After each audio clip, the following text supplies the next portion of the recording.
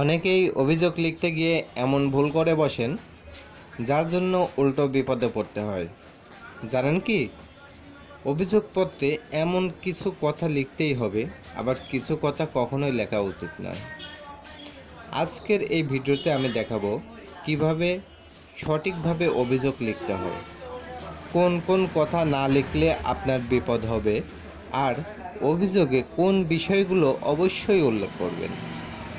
ভিডিওটি শেষ পর্যন্ত দেখুন, কারণ শেষের টিপসগুলো আপনার জন্য খুবই গুরুত্বপূর্ণ, যা দেখলে আপনার অভিযোগ সহজে গ্রহণযোগ্য হবে এবং সমাধানও মিলবে দ্রুত।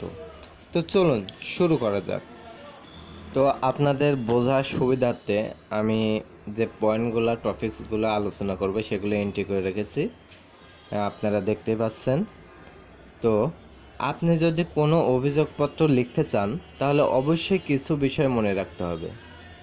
প্রথমেই অভিযোগের শুরুতে বরাবর থাকতে হবে কোন অফিসার বা দপ্তরের কাছে দিচ্ছেন সেটা উল্লেখ করতে হবে। এরপর বিষয় লিখতে হবে এক লাইনে। আপনার অভিযোগের সারমর্ম স্পষ্ট করতে হবে, অর্থাৎ আপনি যে অভিযোগটা লিখতে চাচ্ছেন কি বিষয়, এটা অতি স্বল্প, মানে বিষয়ে যেখানে উল্লেখ থাকবে এখানে অতি স্বল্প পরিসরে কিন্তু স্পষ্ট করে লিখতে হবে। এখন মূল অভিযোগে আসুন। এখানে কিছু গুরুত্বপূর্ণ বিষয় উল্লেখ করতে ভুল করবেন না। যেমন প্রথমত যেটা প্রয়োজন পড়বে, বাদীর নাম ও সম্পূর্ণ ঠিকানা, অর্থাৎ বাদীকে যে আবেদন করছে সেই মূলত বাদী, এবং তার নাম এবং সম্পূর্ণ ঠিকানা কিন্তু স্পষ্টভাবে লিখতে হবে। তারপরে যেটা লিখতে হবে আপনার ঘটনার তারিখ ও সময়। আপনি যদি ঘটনার সঠিক তারিখ ও সময় জানা থাকে সেটা কিন্তু অবশ্যই উল্লেখ করবেন। তারপরে ঘটনাটি কোথায় ঘটেছে, স্থান, এটাও কিন্তু আপনাকে উল্লেখ করতে হবে। এরপরে যেটা করতে হবে আপনার বিবাদের নাম ও সম্পূর্ণ ঠিকানা। এরপরে লিখতে হবে আপনার বিবাদের নাম ও সম্পূর্ণ ঠিকানা, যার বিরুদ্ধে অভিযোগ তার পুরো পরিচয় ও ঠিকানা লিখতে হবে। এখন কে বা কারা ঘটিয়েছে, দোষী ব্যক্তি বা দলকে স্পষ্ট করে লিখতে হবে। যে ঘটনাটি কারা ঘটিয়েছে এটা কিন্তু আপনাকে স্পষ্ট করে লিখতে হবে, এবং কেন ঘটিয়েছে মানে এর কারণটা কি, যদি কারণ জানেন সংক্ষেপে লিখতে হবে যে কেন আপনার উপরে এটা ঘটিয়েছে তারা, এটা কিন্তু হালকা শর্টকাটে কিন্তু আপনার উল্লেখ করতে হবে। তারপরে এখন কিভাবে ঘটিয়েছে, পুরো প্রক্রিয়া ধারাবাহিকভাবে লিখতে হবে। ধরুন যে আপনি বাসায় ছিলেন, আপনাকে এসে মারধর করছে বা এটা করছে সেটা করছে, মানে কিভাবে এই ঘটনাটা তারা করছে এটা কিন্তু এখানে লিখতে হবে। তারপরে ওই ঘটনার কারণে আপনার কি কি ক্ষতি হয়েছে বা কি সমস্যার আপনি সম্মুখীন হয়েছে, মূলত এটাই অভিযোগের কিন্তু মূল উদ্দেশ্য, তাই অবশ্যই এটা কিন্তু উল্লেখ করবেন যে আপনার কি ক্ষতি হয়েছে, আপনার কি সমস্যা হয়েছে, সেটা কিন্তু অবশ্যই এটাই উল্লেখ করতে হবে। এরপরে আপনি যে ঘটনাগুলো টোটাল ঘটেছে এটা যদি কোনো সাক্ষ্য প্রমাণ থাকে তাহলে সেটা কিন্তু অবশ্যই উল্লেখ করবেন। যদি ভিডিও থাকে, অডিও রেকর্ডিং থাকে, বা কেউ যদি ঘটনাটি দেখে থাকে, সাক্ষী থাকে, সেগুলো কিন্তু অবশ্যই আপনাকে উল্লেখ করতে হবে।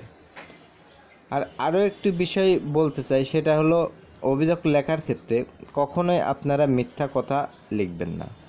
যদি মিথ্যা বা বানোয়া ভিত্তিহীন কোনো কথা উল্লেখ করেন, পরবর্তীতে এটা তদন্তের মাধ্যমে যদি ভুল বা মিথ্যা বলে প্রমাণিত হয় তাহলে আপনারা কিন্তু বিপদে পড়তে পারেন। তো দেখুন এখানে আমি বলে রাখছি, মনে রাখবেন অভিযোগে মিথ্যা তথ্য, অপ্রয়োজনীয় কথা, অশালীন ভাষা ব্যবহার করবেন না। এসব করলে আপনার অভিযোগ বাতিলও হতে পারে, আবার উল্টো মামলা বা আইনগত সমস্যায় পড়তে পারেন। এক্ষেত্রে কিন্তু দায়ভার একান্ত আপনার ব্যক্তিগত হবে। তাই যারা এই বিষয়ে যাদের খুব ভালো অভিজ্ঞতা রয়েছে বা যারা এই অভিযোগগুলো সচরাচর লেখে, তাদের কাছে গিয়ে কিন্তু আপনারা এই অভিযোগটা অবশ্যই লিখবেন। কখনোই নিজের মনে মন্ত করে অভিযোগ লিখতে যাবেন না, তাহলে কিন্তু আপনাদের বিপদে পড়তে হবে। সবশেষে যেটা প্রয়োজন পড়বে আপনার স্বাক্ষর, নাম, ঠিকানা ও মোবাইল নাম্বার। অবশ্যই নিম্নে আপনার নিবেদকের ওখানে আপনার স্বাক্ষর, নাম, ঠিকানা ও মোবাইল নাম্বার উল্লেখ করে দেবেন। এভাবে লিখলে আপনার অভিযোগ হবে গ্রহণযোগ্য, স্পষ্ট এবং দ্রুত সমাধানের জন্য কার্যকর। এরকম নিত্য নতুন ও তথ্যবহুল ভিডিও পেতে আমাদের চ্যানেলটি সাবস্ক্রাইব করে পাশে থাকুন। ধন্যবাদ সবাইকে। এবং এর পরবর্তীতে আমি দেখাবো কিভাবে সঠিকভাবে একটি অভিযোগ লেখা যায়, বা আপনি যে অভিযোগটা লিখতে হবে প্রথম থেকে স্ট্রাকচার থেকে শুরু করে শেষ পর্যন্ত সমস্ত কিছু দেখানো হবে। তাই এই ধরনের ভিডিও পেতে হলে অবশ্যই আমার চ্যানেলটি সাবস্ক্রাইব করে বেল আইকনটি বাজিয়ে রাখবেন। পরবর্তীতে নতুন কোনো ভিডিও আপলোড হওয়ার সঙ্গে সঙ্গে আপনাদের হোম পেজে পৌঁছে যাবে।